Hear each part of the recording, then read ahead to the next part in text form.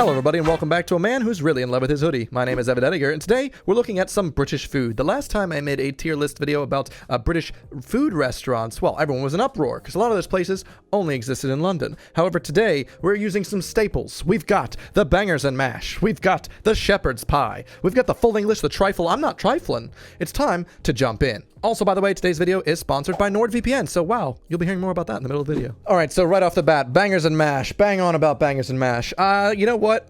They're okay. Honestly, I like mash, but bangers, they're not that banging. I think sausages for dinner, weird. I'm gonna have to give it a solid D, actually. I'm really sorry to offend. Beans on toast, you might be surprised. This is a British staple. Everybody here seems to love beans on toast, right? Everyone here's like, wow, beans on toast. Put me on toast with the beans. No, thank you. I'm actually gonna put this in the solid. I'm just kidding. We're putting it in the D. Next up, this is way more important, all right. We've got cheese on toast. Okay, cheese on toast changes the game. No longer is it just a boring bit of carb on carb action.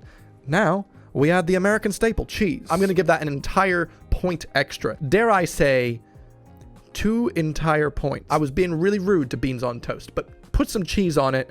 It's now an incredibly delicious, you drunk, you little something else, grab yourself some cheese and beans on toast. Now, next up, a beef Wellington. Beef Wellington is just a little bit overpriced, and by a little bit, I mean, it's quite overpriced. However, it is quite nice. It's very nice. It's like a steak if you had a nice little pastry around it. I don't know. I feel like it's solidly in the B category for me. I don't order it enough. I don't make it enough. But when you do get it, it's pretty good. Hits the spot, makes you feel fancy. We're giving B for beef Wellington. Now, next up, wow, we've got black pudding. Does anyone know what black pudding is? I'll let you guys Google that. What is black pudding? It's made from pork blood. Now, if you're unaware of black pudding, if you are a American or somewhere else that doesn't have this, it's also called blood pudding because it's made up primarily of pork blood. Primarily, in my experience, it's a breakfast thing. I don't hate it. I know a lot of people hate it because it's blood sausage. I think it's pretty good with an English breakfast. On its own, though, you know, I'll happily not have some blood pudding when it comes to my English breakfast. It's like, should I put it in the C? Should I put it in the D? Don't put it in the D. That would hurt quite a lot. I'm putting black pudding solidly in the C. All right, bubble and squeak. Bubble and squeak is actually quite cool. The day after you've made yourself a nice roast, what do you do with all your leftovers? You just crack some other vegetables in there and you could just make yourself an entirely new, different dish. It's quite good for what it is. I like that you can add a bit of variation to your leftovers so it's not just reheated. Taste-wise, though, it kind of gets the benefit of being that roast dinner, but a little bit not as good. So I think I'm going to actually put bubble and squeak in the B category. Wow, we're really settling for the middle, but nothing has quite tickled my fancy or horrified my fancy. We come to chicken tikka masala. Chicken tikka masala, a British staple. We're gonna put that right solidly in a S tier, okay? God tier for the chicken tikka masala. Curry, okay? I know that there's like some real curries you could get. And by real, I mean traditionally from India. But chicken tikka just hit the spot for me. Now, the Chip Buddy is one of the first things I ever learned about in terms of British food because my friend Ali was from the north. And she was like, oh, everyone in England eats the Chip Buddy. Nope, just the northerners. Also, that was the worst northern accent you and I have ever heard. Now, the Chip Buddy is actually surprisingly good. It is just French fries or chips on bread, slather that in ketchup, and you've got yourself a British style. We're going to put that in B. I know it looks like I'm just a B man. It's not good enough to be in the A, but yet it's not bad enough to be an average. It's above average, okay? We're putting the Chip Buddy solidly in the B. Next up, the Cornish pasty. This is one of those things that I tried to love over and over and over, and then I finally found my love for it. You got to get a good Cornish pasty, because you can get some of those bad ones at the ones at like the train stations, but once you find a good Cornish pasty, it is a good British invention. I quite love it. I'm actually going to put it up in the A tier. You got to get the right ingredients, the right amount of onions. Some of them don't slap. However, Cornish pasty, good job, British people. I'm glad you invented that. I'm very happy for that. Now, next up, we have Cumberland sausage. There's a lot of different types of sausages in the UK, rivaling only Germany alone, but the Cumberland is actually going to go straight up in the A tier as well. I personally find the Cumberland sausage to be a pretty darn good. When we move on to the classic. Oh, you're British? You want a spot of fish and chips? Mate, you go to your local chippy, the fish man. That's not how you speak, and I'm really sorry I'm being so offensive. It's definitely in the top, right? It's in the SAB, right? It's in the SAB tiers. I think it's definitely a lot better than a Chip Buddy. I mean, bubble and squeak, absolutely. We got to put this in the A tier. Fish and chips is popular in the UK for a reason. You know, it's just a really good thing. You get fish and chips on Friday after work. Like, oh, delicious. I just got to add it there. Now, we've talked about the rest, but what about the best? We've got here a full English breakfast. Am I comparing a full English breakfast in this video to an American breakfast, which I prefer? I am not. But for what it is, a full English breakfast is just S tier. I'm sorry. It just is. I don't make the, I actually do make the rules. There's so much variance. You've got the bacon. Is it streaky? No. Does it need to be? No. That's what makes it so good. You got the eggs, the fried eggs, the tomatoes, the mushrooms. I don't even like tomatoes that much, but with a full English, I will gobble those things up. Gobble, gobble. All right. Full English gets a happy S tier for me. Oh, is that Scotland? It's knocking at the door. What have you got, Scotland? A little bit of sheep's stomach? Who let them in? Okay, you can come in. We'll have the haggis. I've had haggis as a pizza topping when I went up to Glasgow. I've also had vegan haggis, and I've had legit haggis. What do I think of it? It's pretty filling, and it feels wholesome. I don't know if you expected to hear that out of me, but I quite liked haggis, and I'm actually going to have to give that a B tier. It looks like I haven't been mean to most anything here except for the bangers and mash and the beans on toast, and that's just a D. We haven't even gone into the effing section. You know what I'm saying? Now, we've got the Lincolnshire sausages. As you can see, the Cumberland, they're chilling right up there in the A class. And maybe I spoke too soon, but Lincolnshire, the only thing that you guys made that was pretty good was Jack and Dean. We're moving this down to the E tier. I am sorry. Now it's time for lunch. What do you guys want? A traditional plowman's lunch? If you guys didn't know, the plowman's lunch comes from people that used to plow. I made that up. But it's a very popular builder's lunch to have. You got eggs, you got cheeses, you got bits of tomato. You can get a plowman's sandwich a lot of times as a meal deal, which is quite nice. And by quite nice, I mean, it's probably one of the worst meal deal sandwiches outside of just ham. And so for that reason, I'm bringing it down. Actually, I can't put that in F. I think that if it was a plowman's lunch sandwich, that is 100% in the F tier. But I feel like it's a bit more wholesome to get the full plowman's lunch. And so I'm going to be putting that in the E tier. I'm sorry, but I'm also not sorry. Now, we've got the pork pie. Honestly, it depends on where you get your pork pies. If you're getting your pork pies anywhere in the South, no offense to people like myself, I'm offended. It's all right. I had a banging pork pie when I went to Walsall. No jokes. All right. They can make a freaking pie in the Midlands. Okay. They say they don't exist, but if they don't exist, then good pork pies don't exist. Okay. I'm just throwing it out there. I'm going to put this pork pie solidly in C though.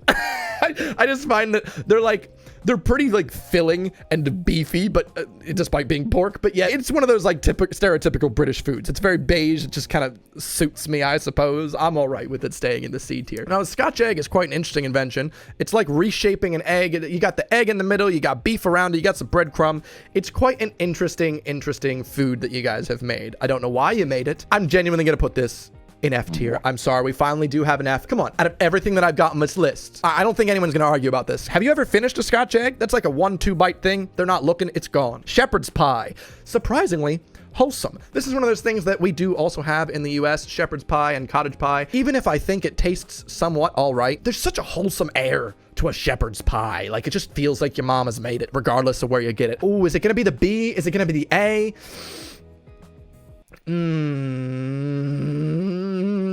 We're gonna give that solidly into the B category. Shepherd's pie is pretty good. It's not amazing. It's got that wholesome factor, but it's definitely above average. You guys are sure big fans of savory pies. One thing that I'm not used to in the States. We have chicken pot pie, but not really much outside of that. Now, we do have here a steak pie. Steak and kidney, steak and ale. Steak pie has got some good flavors, but yet again, it's kind of hit or miss. It depends on where you get your pie from. I do find a steak pie pretty all right compared to other ones, and I'm going to have to give that one a C tier. I mean, you get it with mash, you get it with some veg, it makes up for it, but there are better things to order on the menu. Such as, we've got here, oh God, you've been waiting for the Sunday roast? I'm sorry to roast the Sunday roast, but compared to an American dish, I've got it, it's the S tier. I couldn't joke, I couldn't hold it for that long. Sunday roast, God tier. There's no question. So far, we got the full English breakfast, obviously an S tier. We've got the chicken tikka masala, duh. Is anyone questioning that? But the Sunday roast, you've just got everything you could ever want. The Yorkshire puddings, I mean, that's going to be its own thing. You've got the mash, you got vegetables, you got, regardless of what meat you want to choose. Oh God, Sunday roast, it takes a long time to make, but that's because it deserves its place in the S tier. Nowhere else can hold a candle to the Sunday roast. Good job, Britain. Very happy for you for making that for me. Now, toad in a hole deserves to be in a hole. It's a pretty great name for a dish that nobody wants to eat because it's pretty mediocre. Like, if I'm thinking of Toad in a Hole, the first time I ever had one was actually at the Harry Potter Studios in Orlando, Florida. And it was really bad because Americans don't know how to make British food or British TV. But that's okay, because then when I had it in the UK thinking it would be much better, it really wasn't. Yet again, it's like Bangers and Mash, except sadly, it's a little bit worse in my opinion. So that's why I'm putting it right in the D, right next to Bangers and Mash and Beans on Toast. It's where it belongs. Arguably some people's favorite part of a roast dinner, we have the Yorkshire puddings. How can I explain Yorkshire puddings to someone from the States? I genuinely don't know. It's like fluffy yet moist, yet on the outside good. Imagine a savory waffle. Does that make sense? You can fill it up with gravy. Now, is it my favorite part of a Sunday roast? No. Roast potatoes definitely get that, and sadly roast potatoes are not on our list today, but if you know, you need to know, roast potatoes, they're in the A/S tier. Yorkshire puddings as well, though, definitely deserve to be in that A tier. I mean, Yorkshire, you made a couple good things. Yorkshire puddings being one of them. And before I rank some British dessert, I'd like to thank today's video sponsor, NordVPN. Hi everyone, Hat Evan here. NordVPN is the fastest VPN on the market. Whoa, do you guys know what a VPN is? If not, where have you been? In the olden days, me and my friends used to call it a virtual private network. Pretty cool. Basically, I don't want anyone spying on my search results. I don't know what you guys are looking for, but I don't want old Boris checking it out and telling his little Tory friends what I'm up to, all right? That's my information. Don't look. If you are someone that's concerned about your privacy, it makes sense to get a VPN, and it makes even more sense to get the fastest one in the market. Or maybe you're just one of those people that likes to watch content outside of your country's regions. Oh, you want to watch that saucy new Spanish show? Too bad you're not in Spain. Just kidding. NordVPN, now you can do that. Heck yes. Also, I don't know if I'm allowed to tell you this, but you're allowed to visit some websites that the government doesn't want you to visit. Oh, all right. I said it. He said it. Better yet, if you sign up today to nordvpn.com/Evan, you get 68% off a 2-year plan, 1% off of some really fun number, and you get 4 months for free. Am I Santa Claus this year? Heck yes. If you like your privacy, Santa's not coming to your house today because you use NordVPN. All right. He's going to send you your packages in the mail like a normal person. Or just be sure to use code Evan in checkout. Anyway, thank you very much to NordVPN for sponsoring today's video. And without further ado, let's find out what I ranked desserts. All right, so first off, for the British desserts, you might be surprised to find that apple pie, though the expression, that's as American as apple pie is actually an English thing. It came from England. It's been around since like the 1300s. Now, the difference between an American apple pie and a British apple pie is ours comes with freedom. There really isn't much of a difference, except the UK like using Bramley apples and America likes cooking it sometimes a combination of the Dutch way with a Dutch oven. But either way, an apple pie, surprisingly, from England, a beautiful invention. I'm glad that we have so that we could have taken it in America. I have to give apple pie A for apple pie. Now, a Bakewell tart, if you guys aren't aware, it's a tart, so it's kind of like a flat pie. But a Bakewell one specifically, it just kind of tastes, in my opinion, to the multiple ones I've had, kind of like cough syrup. Oh, so personally, I'm gonna have to give the Bakewell tart just a C. Like, it's good enough. Like, I'm not gonna reject it. It's a C. Now, we're moving on to banoffee pie. Banoffee pie is just amazing. I don't know how I can't rank this really high. I feel like it's so perfectly fluffy. Even the name, it tells you all it's about. It's got ban, it's got offie, it's a pie. I've gotta give banoffee pie an S tier, actually. Can you believe this? An S tier? We're doing another one of those? I am really nice today. Next up, we've got Christmas pudding. Now, in the American media, you might see Christmas pudding being that really bad gift that you get because it just doesn't taste great. And the reason they do that is because it's really not that great. It tastes just kind of, this is definitely a solid D. I don't know how, I mean, sometimes you get the alcohol in it, you can light it on fire, like, ooh, isn't it nice now? It's still not nice, it's just on fire. So yeah, Christmas pudding, solidly in the D tier. Not like our next contestant, cobbler. Now, cobbler, yet again, I thought it was American. I love a good peach cobbler. I feel like that's the main type of cobbler I like. Peach cobbler and apple cobbler. Now, cobbler in the UK is a little bit different. I feel like it's a little bit less crummy, but not crummy in the pejorative. I quite like it. I've got to put cobbler in the B tier. Cobbler is great. It's not too much crust, just the right amount of crumb, nice amount of filling. Good job, cobbler. Eton mess. Eton mess is one of those amazing summertime dishes. Do you know how to cook? You don't? Good. Make an Eton mess. It's so simple. You got strawberries, you got meringues, you got whipped cream. You've just made yourself a dish. It's so easy to make. If you've never made an Eton mess before, I do highly recommend looking it up because it's so easy and just fresh and delicious. I'm going to give Eton mess an A tier. I feel like it might go in S tier depending, but I'd say it's more solidly in the A tier because there are there are better things like banoffee pie. Mince pies. Wow, do you hear that?